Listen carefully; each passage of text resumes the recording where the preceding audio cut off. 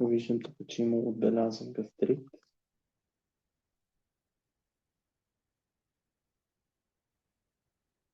Ще направим ето така. Утре сутринта на гладен стомах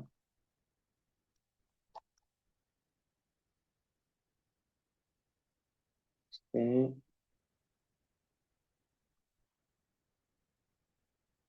изпиеш една чаша с вода, в която ще има една супена лъжица ябълков оцет. И 1 час няма да ядеш нищо.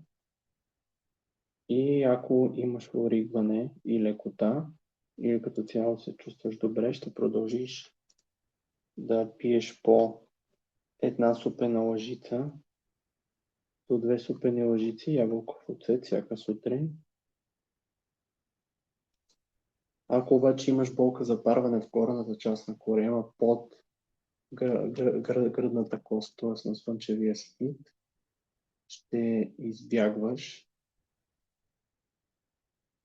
ябълковия оцет. И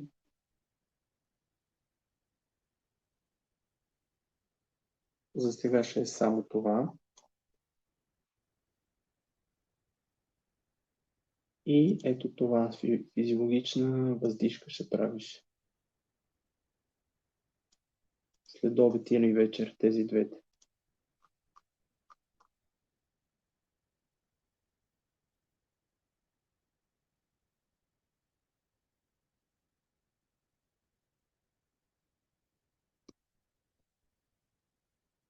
И ще чакам изследвания.